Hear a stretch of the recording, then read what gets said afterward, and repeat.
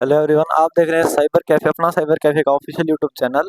तो आज की इस वीडियो में बात करेंगे हम कि वोटर आईडी जो है 2025 की जो प्रोसेस है वो चेंज कर दी गई है। और वोटर आईडी 2025 आप घर बैठे आप कैसे अप्लाई कर सकते हो अपने मोबाइल फ़ोन से ही, उसकी प्रोसेस आज हम स्टेप बाय स्टेप आपको बताने वाले हैं। बिल्कुल एक-एक स्टेप बताएँगे, उसी हिसाब से आपको स्टेप फ़ॉलो करके अपना वोटर आईडी जो आप घर बैठे जो है न्यू वोटर आईडी जो है वो बनवा सकते हो और आपकी वोटर आईडी घर पे जो है वो बन के आ जाएगी और घबराने की रिक्वायरमेंट नहीं है, आप घर बैठे इसको अप्लाई कर सकते हो कोई भी बिना कोई मिस्टेक किए। स्टेप बाय स्टेप आपको प्रोसेस को फ़ॉलो करना है। सबसे पहले आपको अपने गूगल ब्राउज़र में जाना है और यहाँ पर आपको सर्च करना है सबसे ऊपर वोटर सर्विस। जैसे आप वोटर सर्विस सर्च करोगे, वोटर सर्विस पोर्टल आपको एंटर दबाना है और ये वेबसाइट आपके सामने ओपन होकर आ जाएगी। Voter service portal voter.eci.gov.in। Voter ID पहले की प्रोसेस अलग होती थी, पहले आधार आधार आईडी से नहीं बनती थी, लेकिन अभी 2025 में जो है इस प्रोसेस को चेंज कर दिया गया है। अभी आप कैसे बनाओगे वो प्रोसेस आज की वीडियो में हम बताने वाले हैं। तो सबसे पहले आपको इस वेबसाइट को ओपन कर लेना है।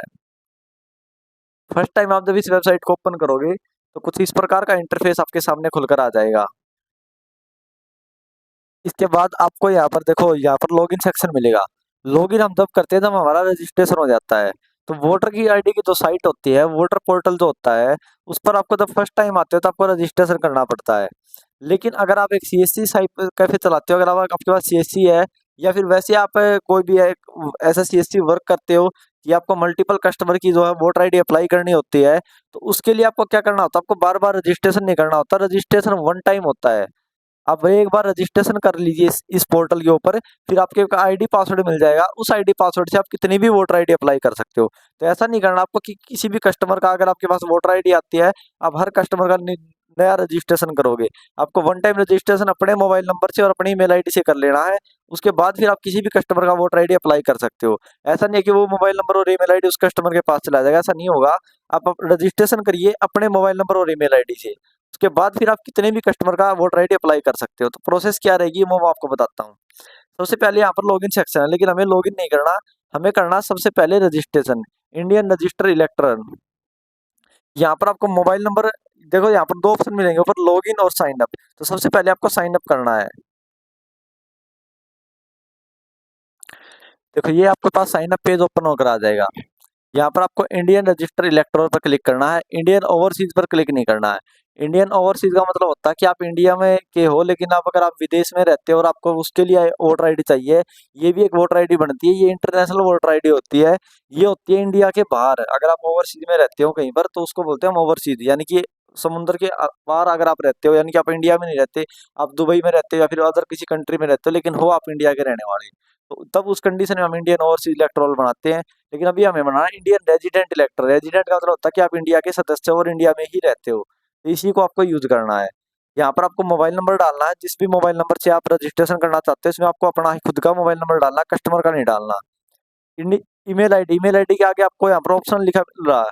ऑप्शनल का मतलब होता है कहीं भी अगर आपको ऑप्शनल लिखा मिलता है तो ऑप्शनल का मतलब होता है आप डाल भी सकते हो नहीं भी डाल सकते, आपकी मर्जी होती है। लेकिन यहाँ पर जहाँ स्टार का टिक होता है, स्टार का मतलब होता है ये कंपलसरी है। तो यार कि मोबाइल नंबर कंपलसरी है लेकिन ईमेल आईडी कंपलसरी नहीं है। तो आप केवल मोबाइल नंबर डाल लीजिए, इसके बाद कैप्चा फिल कीजिए और फिर कंटिन्यू बटन पर क्लिक कीजिए।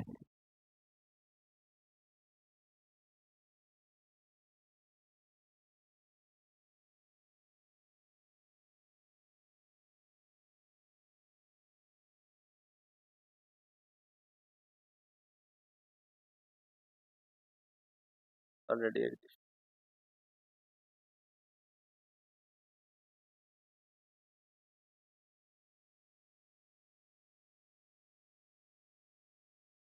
देखिए, अगर आपके पास ये वाला एरर आ रहा है कि यूजर ऑलरेडी एग्जिस्ट का मतलब होता है कि पहले से ही आपका जो रजिस्ट्रेशन है वो इस पोर्टल पर हो रखा है। इसका मतलब फिर आपको यहाँ पर जो है यूजर ऑलरेडी एग्जिस्ट का एरर देगा। और अगर आप फर्स्ट टाइम करोगे तो यहाँ पर कंटिन्यू करने के बाद आपके पास ओटीपी सेंड होगा, वो ओटीपी आपको फिलअप करना है। ओटीपी फिलअप करने के बाद आपका रजिस्ट्रेशन जो है वो सक्सेसफुल हो जाएगा। रजिस्ट्रेशन सक्सेसफुल होने के बाद फिर आपको क्या करना है, फिर आपको इस लॉगिन वाले सेक्शन पे जाना है, लॉगिन पर क्लिक करना है। क्लिक करने के बाद फिर आप लॉगिन पेज पर आ जाओगे और यहाँ पर आपको फिर से अपना मोबाइल नंबर डालना जिससे आपने रजिस्ट्रेशन किया है। इसके बाद आपको कैप्चा फिल करना है और इसके बाद रिक्वेस्ट ओटीपी पर क्लिक करना है। और जब आप रजिस्ट्रेशन करते हो, मैंने पहले ही बताया, वहाँ पर आपको सारी डिटेल अपनी खुद की डालनी होती है, कस्टमर की नहीं डालनी होती। तो वो डालने के बाद आपका मोबाइल नंबर और कैप्चा फिल कर रिक्वेस्ट ओटीपी पर क्लिक करना है। जैसे आप रिक्वेस्ट ओटीपी पर क्लिक करोगे, आपके मोबाइल नंबर पर एक ओटीपी सेंड किया जाएगा। वो ओटीपी आपको यहाँ पर फिलअप करना है। उसके बाद वेरीफाई एंड लॉगिन पर आपको क्लिक कर देना है। देखिए जैसे ही आप लॉगिन करोगे, इस प्रकार का इंटरफेस आपके सामने आ जाएगा खुलकर। अभी आपको क्या करना है, ये अभी आपका लॉगिन हो गया। अभी ये आपका एक किस्म का सीएससी पोर्टल मिल गया आपको, यानी कि सीएससी का लॉगिन मिल गया आपको यहाँ पर। या फिर आप नॉर्मल कैंडिडेट हो तो भी लॉगिन कर सकते हैं। ऐसा नहीं है कि सीएससी वाले ही कर सकते हैं, नॉर्मल हो वो भी लॉगिन कर सकते हो। लेकिन अब आप यहाँ से कितनी भी वोटर आईडी अप्लाई कर सकते हो। ऐसा नहीं है आपने जिस नंबर से रजिस्ट्रेशन किया आप अभी अपनी अप्लाई कर सकते हो, नहीं।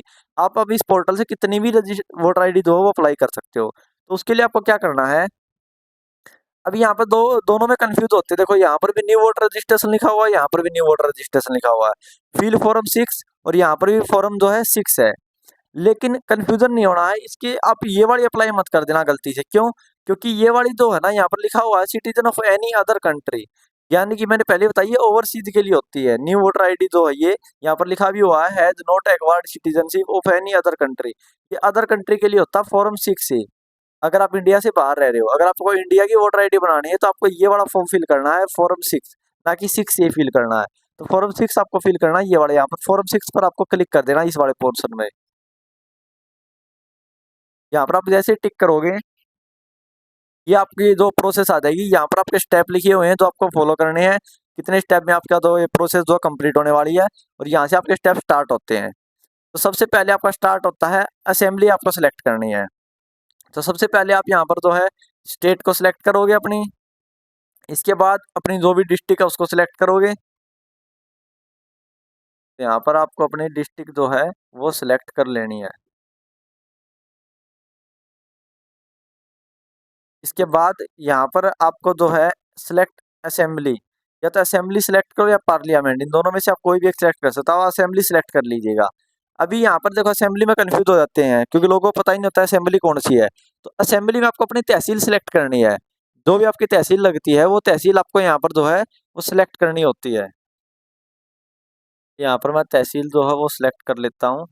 ये मैंने कर लिया। इसके बाद ये कंपलसरी नहीं है भरना, क्योंकि हमने ऊपर वाला भर दिया तो ये वाला कंपलसरी है, ये ऊपर भी नहीं होगा। इसके बाद आपको क्या करना है, आपको नीचे आना है। एक स्टेप आपका कंप्लीट हो गया, ठीक है। ये देखते चला करो। देखो यहाँ पर स्टार का टिक किस किस के ऊपर है। इसके ऊपर स्टार का टिक था, भर दिया। इसके ऊपर ये कंपलसरी भी नहीं था कि डिस्ट्रिक्ट हम सिलेक्ट करें, लेकिन डिस्ट्रिक्ट हमने यहाँ पर सिलेक्ट कर दी क्योंकि आपने असेंबली भर दिया तो डिस्ट्रिक्ट की रिक्वायरमेंट नहीं होती। लेकिन डिस्ट्रिक्ट इसलिए सिलेक्ट किया ताकि यहाँ पर असेंबली ऑटोमेटिक सिलेक्ट होकर आ जाए। तो यहाँ पर इसलिए डिस्ट्रिक्ट भर दोगे तो अच्छा है। तो डिस्ट्रिक्ट मैंने फिल किया, यहाँ पर मैंने असेंबली फिल कर दिया। इसके बाद नीचे आए और नेक्स्ट पर क्लिक किया। नेक्स्ट पर क्लिक करते ही नेक्स्ट पोर्शन आ जाएगा पर्सनल डिटेल का, यानी कि आपको पर्सनल डिटेल डालनी है। इसके बाद इसके ऊपर स्टार टिक है, इसका मतलब आपको फर्स्ट नेम डालना है यहाँ पर। फर्स्ट नेम क्या है कैंडिडेट का, वो आपको यहाँ पर जो है वो फिलअप कर देना है। जैसे कि मैं फिलअप कर देता हूँ। जैसे आपने नेम फिल किया, आप जैसे ही आप इस सरनेम पे टिक करो, या सरनेम पे नहीं, यहाँ पर नीचे टिक करोगे इस वाले सेक्शन पे, ये ऑटोमेटिक इसको हिंदी में कन्वर्ट कर देगा। इस नाम को ऑटोमेटिक ये हिंदी में कन्वर्ट कर देगा यहाँ पर, ठीक है। जैसे आप ऊपर डालोगे ऑटोमेटिक आ जाएगा, इसमें आपको कोई छेड़छाड़ नहीं करनी है। इसके बाद नीचे आना, यहाँ पर आपको लिखा हुआ है स्टार टिक भी है और लिखा हुआ अपलोड फोटोग्राफ, यानी कि आपको कैंडिडेट का फोटोग्राफ जो है वो यहाँ पर अपलोड करना है। फोटो डालने के बाद आपको फिर से यहाँ पर नेक्स्ट पर क्लिक करना है। इसके बाद आपका थर्ड स्टेप ओपन हो जाएगा, name and surname if any one of the relative. Relative का मतलब क्या होता है कि आप के तो वोटर आईडी होगी, उसके पीछे किसका नाम आएगा। जैसे आपका आधार कार्ड होता है तो आधार कार्ड के पीछे फादर नेम होता है, तो वैसे ही वोटर आईडी होती है, तो वोटर आईडी के पीछे आप किसका नेम चाहते हो। तो अगर आप अनमेरिड हो तो आपके पीछे फादर नेम आएगा। मेल कैंडिडेट हो तो ऑलरेडी फादर ही नेम आएगा हर कंडीशन में। लेकिन अगर फीमेल कैंडिडेट हो तो अगर मैरिड हो तो हस्बैंड का नेम आएगा, अगर अनमैरिड हो तो फादर नेम ही आएगा। तो यहाँ पर हम जो है हस्बैंड नेम डालते हैं, और यहाँ पर आपको नेम डालना उसका हस्बैंड का, ऑटोमेटिक हिंदी में कन्वर्ट होकर यहाँ पर आ जाएगा। इसके बाद आपको नेक्स्ट पर टिक करना है। नेक्स्ट पर टिक करने के बाद आपके पास कॉन्टैक्ट डिटेल का ऑप्शन आएगा कि आपकी अपनी जो है कॉन्टैक्ट डिटेल डालनी है, ठीक है। तो यहाँ पर आप जो है मोबाइल नंबर पर टिक करोगे, और यहाँ पर आप देखो यहाँ पर दो ऑप्शन है, सेल्फ और रिलेटिव, यानी कि आप अपना खुद का मोबाइल नंबर डालना चाहते हैं किसी रिलेटिव। तो यहाँ पर हर कंडीशन में आपको सेल्फ ही सिलेक्ट करना है, क्योंकि आप मोबाइल नंबर खुद का ही दोगे, किसी का भी दे दो फैमिली मेंबर का, यहाँ पर आप मोबाइल नंबर डाल दो उसका, ठीक है। तो रिलेटिव वाले सेक्शन को टिक मत करो, आपको सेल्फ वाला टिक करना है कि आप सेल्फ का मोबाइल नंबर डालना चाहते हो, और आपको यहाँ पर मोबाइल नंबर जो है फिलअप करना है। इसके बाद ईमेल आईडी, ईमेल आईडी यहाँ पर कंपलसरी नहीं है। अगर आप देना चाहते हो तो दे सकते हो, लेकिन फिर भी मैं यही कहूँगा कि ईमेल आईडी दे दो। क्यों? क्योंकि जब आप वोटर आईडी डाउनलोड करते हो तो कभी-कभार क्या होता है, आपका मोबाइल नंबर बंद हो जाता है। तो उस टाइम आप ईमेल आईडी से जो अपना वोटर आईडी जो है वो निकाल पाओगे। तो ईमेल आईडी भी अगर आप न्यू वोटर आईडी अप्लाई कर रहे हो तो ईमेल आईडी देना भी ये समझिए कंपल्सरी ही है एक किस्म से। आप ईमेल आईडी डाले डाले, लेकिन अगर नहीं है तो ही इसको ब्लैंक छोड़े। ठीक है? नहीं तो आप यहाँ पर ईमेल आईडी डाल दीजिए और यहाँ पर अपना मोबाइल नंबर डाल दो और फिर उसके बाद आपको नेक्स्ट पर टिक करना है। लेकिन अगर आप देखोगे तो यहाँ पर कॉन्टैक्ट डिटेल वैसे भी कंपलसरी नहीं है, दोनों में से कोई भी, क्योंकि यहाँ पर ऑलरेडी नेक्स्ट का ऑप्शन ओपन है। लेकिन दोनों आपको डालना जरूर से जरूर है, नहीं तो आपकी वोटर आईडी डाउनलोड होने में प्रॉब्लम आएगी आपको। ठीक है? तो आपको इन दोनों को डालना है। इसके बाद अगला स्टेप आपके पास आता है आधार डिटेल का। यहाँ पर आपको अपने आधार कार्ड की डिटेल डालनी होती है। ठीक है? तो आपको अपने आधार कार्ड की डिटेल डालनी है, यहाँ पर आधार नंबर पर टिक करना है और इसके बाद आपको अपना आधार नंबर जो है यहाँ पर डालना है। उसके बाद आपको नेक्स्ट पर टिक कर देना है। ये हमने आधार नंबर फिल कर दिया और हमने किया नेक्स्ट। नेक्स्ट करने के बाद आपको अपना जेंडर सेलेक्ट करना है, यहाँ पर मेल हो या फीमेल हो। इसके बाद फिर से आपको जो है यहाँ पर जो है नेक्स्ट पर टिक करना है। इसके बाद आपको अपनी डेट ऑफ बर्थ यहाँ पर देनी है। यहाँ पर आप कैलेंडर वाले ऑप्शन में चूज कर सकते हो। यहाँ पर देखो कैलेंडर का सेक्शन, इसके ऊपर टिक करना है। ये आपका कैलेंडर यहाँ पर ओपन हो जाएगा। अब इस कैलेंडर को भी मैं आपको बताता हूँ। देखिए यहाँ पर आपको डेट ऑफ बर्थ पर टिक करना है। इसके बाद आपको स्क्रॉल करना है इसको ऊपर की साइड। ऊपर की साइड स्क्रॉल करने के बाद यहाँ पर आपको डेट ऑफ बर्थ डालनी है अपनी। तो ये आपकी डेट ऑफ बर्थ है वो आप यहाँ पर जो है सिलेक्ट कर लीजिए। डेट ऑफ बर्थ मैंने डाल दी यहाँ पर। इसके बाद यहाँ पर self attested copy of document supporting age of proof, यानी कि एज के प्रूफ के लिए आपको कोई एक डॉक्यूमेंट यहाँ पर जो है देना है। तो मैं कहूँगा यहाँ पर आपको आधार आईडी ही डालनी है, आपको आधार कार्ड ही यहाँ पर सिलेक्ट करना है। तो यहाँ पर डालता है document proof of date of birth. Date of birth का डॉक्यूमेंट क्या है आपका? एनी अदर वाले ऑप्शन को छोड़ दो ब्लैंक, केवल आपको ये वाला सिलेक्ट करना है, document proof of date of birth. आप डेट ऑफ बर्थ का प्रूफ दे रहे हो तो इस पर टिक करना है। सिलेक्ट डॉक्यूमेंट पर क्लिक करना है, आधार कार्ड को सिलेक्ट करना है और आधार कार्ड की फोटो आपको जो है यहाँ पर अपलोड कर देनी है। और अब आधार कार्ड की फोटो अपलोड करते समय ध्यान रखें इस फॉर्मेट में आपको आधार कार्ड अपलोड करना है, वो मैं आपको दिखा देता हूँ। इस तरीके से आपको जो है आधार कार्ड का फ्रंट और बैक दोनों एक ही पेज पे कर लेने हैं। अगर आपके पास मोबाइल फोन है और आप मोबाइल फोन में इसको ऐसे करना चाहते हो आपके पास, क्योंकि मोबाइल फोन में तो दोनों अलग अलग होंगे, फ्रंट की अलग इमेज होगी और बैक की अलग इमेज होगी। उसके लिए आपको क्या करना है, आपको गूगल पे जाना है। यहाँ पर मैं एक बार इसको तो अपलोड कर देता हूँ, लेकिन आपको यहाँ पर गूगल पर जाना है और यहाँ पर आपको सर्च करना है two photo in one image, two photo in one frame. देखो ये आ गया। ठीक है? ये आपको सिलेक्ट करना है और आपको यहाँ पर जो है वेबसाइट मिल जाएगी। इस वेबसाइट से जो है आप जो है दो फोटो का एक में जो है कर सकते हो। ठीक है? मल्टीपल वेबसाइट आपको मिल जाएगी। फाइन टूल वाली वेबसाइट को आप यूज कर सकते हो चाहो तो। ठीक है? तो कोई सी वेबसाइट आप यूज कर लीजिए, ऐसे आप कर सकते हो इसमें। इसके बाद एक चीज और ध्यान रखिए कि आप जब भी ये फाइल अपलोड करते हो तो इसमें जो फाइल का नेम है उसका आप विशेषकर ध्यान रखिए। वो फाइल का नेम ज़्यादा बड़ा नहीं होना चाहिए, आप उसको रीनेम दे दीजिए। कोई भी मोबाइल में भी पिक्चर को रीनेम देकर फिर आप उसको अपलोड कीजिए ताकि वो उसको उठा ले। अगर नेम ज़्यादा बड़ा होगा तो ये फिर एरर देगा, ये उसको उठाएगा नहीं। इसके बाद जैसे आप इसको अपलोड कर देते हो आपको नेक्स्ट वाले सेक्शन पर जो है क्लिक करना है।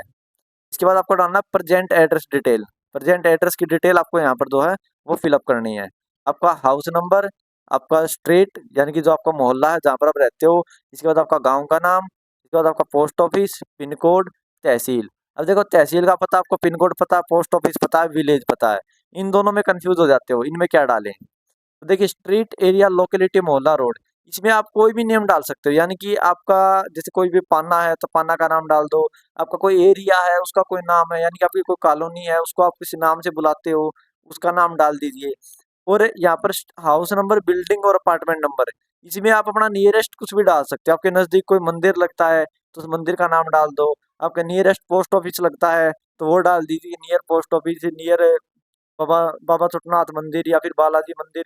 इस प्रकार से आप कुछ भी डाल सकते हो। आपके जो नज़दीक जो फेमस लैंडमार्क है, जो आपके घर के नज़दीक कोई भी लैंडमार्क आपको लगता है कि वो फेमस है, वो आप यहाँ पर डाल सकते हो। अगर हाउस नंबर है तो अच्छी बात है, फिर तो आप हाउस नंबर ही डालिएगा। ठीक है?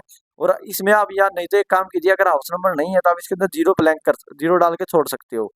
ठीक है? लेकिन मैं यही कहूँगा कि हाउस नंबर है तो डालो, नहीं तो यहाँ पर कोई ना कोई लैंडमार्क जरूर से डाल दो। और स्ट्रीट में भी आपको जो है अपने मोहल्ले का नाम डालना है। जो आपका बड़ा लैंडमार्क होता है, ये होता है छोटा लैंडमार्क कि आपके कोई घर के नजदीक है मंदिर, और इसमें होता है बड़ा लैंडमार्क यानी कि आपके एरिया को, पूरे एरिया को क्या नाम दिया गया है। जैसे गांव में पान्ने होते हैं तो पान्ना का नाम डाल सकते हो, या फिर आपकी कोई लोकेलिटी होती है, शहर में रहती हो तो कॉलोनी का कोई नाम होगा, किसी नाम से जाते होगे, या गली नंबर है तो गली नंबर डाल दीजिए। इस प्रकार से कुछ भी डाल सकते हो आप इसके अंदर, ठीक है। और इनका आपको पता ही है, village, post office, pin code, तहसील। ये एड्रेस डालने के बाद आपको प्रॉपर एड्रेस डाल देना है। इसके बाद आपको नीचे आना है, और इसमें आपको कोई भी दिक्कत आती है तो आप कमेंट कर सकते हो, या फिर आपको डिस्क्रिप्शन में एक मोबाइल नंबर मिल जाएगा, उस पर कॉन्टैक्ट करके आप पूछ सकते हो। आपको नीचे आना है, यहाँ पर आपको मिलेगा डॉक्यूमेंट प्रूफ ऑफ रेजिडेंस, कि आपको रहने का, जहाँ पर आप रहते हो उस रेजिडेंस का कोई भी एक प्रूफ आपको देना है। इस पर आपको टिक करना है, सिलेक्ट डॉक्यूमेंट पर क्लिक करना है। इनमें से कोई भी डॉक्यूमेंट आपके पास है वो आप दे सकते हो। तो अगर मैं तो यही प्रीफर करूँगा कि आधार कार्ड है, तो आधार कार्ड सबसे बेटर होता है हर चीज़ में, तो आप आधार कार्ड डाल दीजिए। नहीं तो आप पासपोर्ट दे सकते हो, बैंक की पासबुक दे सकते हो, इलेक्ट्रिसिटी का बिल दे सकते हो, कुछ भी दे सकते हो इनमें से आप, ठीक है। आप रेंट पे रहते हो तो वो दे सकते हो आप, तो कुछ भी दे सकते हो आप एड्रेस प्रूफ में यहाँ पर। तो मैं एड्रेस प्रूफ में आधार कार्ड डालता हूँ यहाँ पर, और यहाँ पर मैं जो आधार कार्ड को जो है अपलोड कर देता हूँ। ये मैंने आधार कार्ड अपलोड कर दिया है यहाँ पर, ये आधार कार्ड आ गया, और मैंने किया नेक्स्ट। नेक्स्ट करने के बाद यहाँ पर आपको डालना कैटेगरी ऑफ डिसेबिलिटी। इसका मतलब क्या होता है, देखो ये ऑप्शनल लिखा हुआ है, तो ऑप्शनल का मतलब तो है कि आप इसको ब्लैंक छोड़ सकते हो, लेकिन ये भरना कंपलसरी भी होता है। किस कंडीशन में? डिसेबिलिटी का मतलब होता है विकलांग, कि अगर आपके अंदर कोई विकलांगता है, आपके पास डिसेबिलिटी सर्टिफिकेट है, तो आपके लिए ये है कंपलसरी कि आप उसकी डिसेबिलिटी की डिटेल डालो। विजुअली है, लोकोमोटिव है, डीफ ऑफ डम है, ये सारी डिसेबिलिटी के पार्ट होते हैं। तो अगर आप डिसेबिलिटी हो तो इस डिटेल को फिल कीजिए इनको। और अगर आपके पास डिसेबिलिटी नहीं हो, आप नॉर्मल कैंडिडेट हो, आप कोई विकलांग नहीं हो, तो आप इसको ब्लैंक छोड़ दीजिए ऑप्शनल वाले कैंडिडेट। इसको लगभग 99% ब्लैंक ही छोड़ना पड़ता है। क्यों? क्योंकि डिसेबिलिटी सब नहीं होते, डिसेबिलिटी 100 में से एक ही बंदा मिलता है। तो अगर डिसेबिलिटी कस्टमर है तो आपको इसकी डिटेल डालिए यहाँ पर, नहीं तो आप इसको ब्लैंक छोड़ दो। फिर आपको नीचे यहाँ पर सीधा नेक्स्ट पे क्लिक कर देना है। इसके बाद आपको मिलेगा फैमिली मेंबर। तो फैमिली मेंबर का मतलब क्या होता है, यहाँ पर आपको किसी भी एक फैमिली मेंबर का वोटर आईडी की डिटेल भरनी होती है, लेकिन ये कंपलसरी नहीं है। देखो यहाँ पर रेड टिक नहीं है। क्यों? क्योंकि अगर आपके फैमिली मेंबर का या किसी की वोटर आईडी बनी हुई है तो उसकी डिटेल आप यहाँ पर दे दीजिए, आपका वोटर आईडी जल्दी बन के आ जाएगी उससे। क्यों? क्योंकि उससे उनसे उनको डिटेल मिल जाएंगी एड्रेस वगैरह की।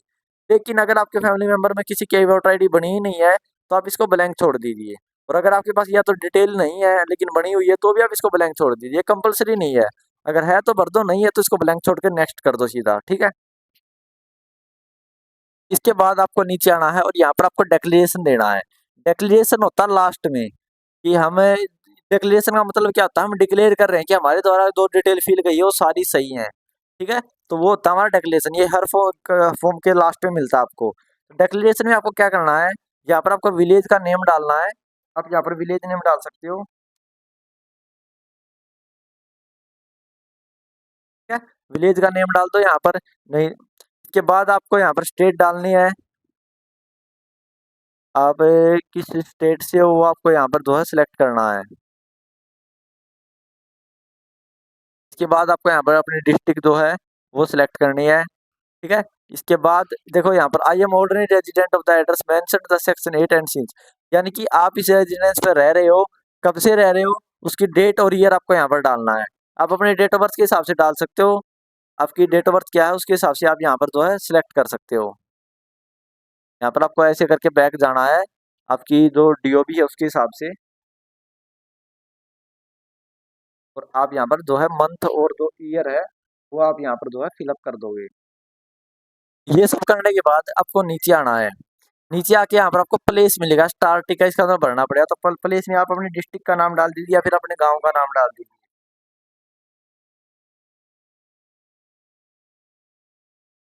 ये मैंने डाल दिया। इसके बाद यहाँ पर ये तो डेट तो ऑटोमेटिक आ जाएगी, आज की डेट जिस दिन में आप इसको अप्लाई कर रहे हो। इसके बाद आपको नेक्स्ट करना है। नेक्स्ट करने के बाद आपको ये कैप्चा दिख रहा है, ये कैप्चा आप यहाँ पर फिलअप कर दीजिए।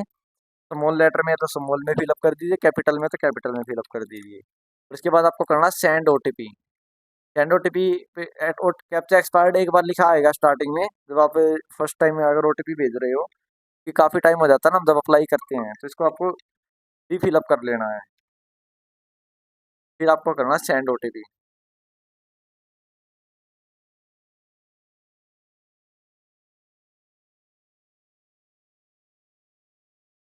यहाँ पर आपको ओटीपी फिल करना है, आपके मोबाइल नंबर पे ओटीपी जाएगा, वो आपको फिल अप करना है। ये करने के बाद आपको प्रीव्यू एंड सबमिट पर क्लिक कर देना है। यहाँ पर आपके सामने इसका प्रीव्यू जो है वो ओपन होकर आ जाएगा। आपको सारी डिटेल ऊपर चेक कर लेनी है आपने सही भरी है या नहीं भरी है। इसके बाद ई साइन इन एंड सबमिट, यानी कि ये नई प्रोसेस आई है अभी। अब आपको ई साइन इन करना पड़ता है, तो e sign in and e submit पर क्लिक करना है, इसको यस करना है। जैसे आप इसको यस पे टिक करोगे, ये आपको एक अदर वेबसाइट पे ले जाएगा। यहाँ पर आ जाएगा। यहाँ पर देखो आपको अब ई साइन इन करना होता है यहाँ पे, यानी कि एक डिजिटल हस्ताक्षर इसको बोलते हैं, ठीक है। यहाँ पर आपको आधार नंबर डालना है, आधार ओटीपी को सिलेक्ट करना है, गेट ओटीपी पर क्लिक करना है। आपके आधार कार्ड पे एक ओटीपी जाएगा, आपके आधार कार्ड में जो भी मोबाइल नंबर रजिस्टर्ड है उसके ऊपर एक ओटीपी जाएगा। वो ओटीपी आपको यहाँ पर फिलअप करना है। इसके बाद आपको इसको टिक मार्क करना है। सबसे पहले मैं फिर से बता रहा हूँ, यहाँ पर आपको अपना आधार नंबर डालना है, गेट ओटीपी करना है। यहाँ पर आपका आधार कार्ड में 2 ओटीपी गया, वो आपको यहाँ पर फिल करना है। इसके बाद टिक मार्क करना और सबमिट पर क्लिक कर देना है। इसके बाद आप जैसे ही सबमिट करोगे, एक थोड़ी प्रोसेस होगी, लोड लेगा ये। इसके बाद आपको थोड़ा सा वेट करना है जब तक साइट लोड ले रही है। इसके बाद देखो जैसे ही लोड लेगा, यहाँ पर आ जाएगा your application have been submitted successfully and generate the reference number. इस रेफरेंस नंबर को आप नोट कर सकते हो, इसका स्क्रीनशॉट ले सकते हो। इसी रेफरेंस नंबर से जो है आपकी वोटर आईडी जो है आप बाद में डाउनलोड करोगे, तो काफी इंपॉर्टेंट होती है रेफरेंस नंबर। इसके बिना आप वोटर आईडी डाउनलोड नहीं कर पाओगे, तो इसका आपको स्क्रीनशॉट ले लेना है। नहीं तो आपको यहाँ पर डाउनलोड एक्नॉलेजमेंट का एक ऑप्शन मिलेगा, इसके ऊपर आपको क्लिक करना है, डाउनलोड एक्नॉलेजमेंट वाले सेक्शन पे। और जो इसकी जो रसीद होगी, जो स्लिप होगी, वो आपकी डाउनलोड हो जाएगी। तो ये थी आपकी न्यू वोटर आईडी की प्रोसेस। यहाँ पर ओके करेंगे और ये आपकी स्लिप जो है यहाँ पर जनरेट होकर आ जाएगी, देखिए, ठीक है। और यहाँ पर आपको इसका इसमें जो रेफरेंस नंबर आपको यहाँ पर ऊपर देखने को मिल जाता है। तो ये थी आपकी वोटर आईडी अप्लाई करने की प्रोसेस। तो आशा करते हैं आपको ये वीडियो पसंद आई होगी। हम आपको बताते हैं पूरी स्टेप बाय स्टेप प्रोसेस, जो पूरी यूट्यूब पर आपको कोई नहीं बता रहा। हम आपको बिल्कुल एक एक स्टेप की जानकारी देते हैं।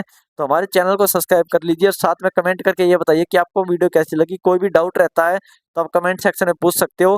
करेक्शन के ऊपर अगली एक अलग से एक वीडियो बनाऊंगा कि वोटर आईडी में करेक्शन कैसे की जाती है। ये प्रोसेस मैंने आपको बताई है न्यू वोटर आईडी की। न्यू वोटर आईडी ऐसे अप्लाई होती है, करेक्शन की वैसे सेम प्रोसेस होती है, लेकिन उसके अंदर डिटेल कम फिल करनी होती है। जो करेक्ट करने केवल वो फिल करनी होती है, बाकी डिटेल फिलअप नहीं करनी होती। ये न्यू वोटर आईडी की प्रोसेस थी।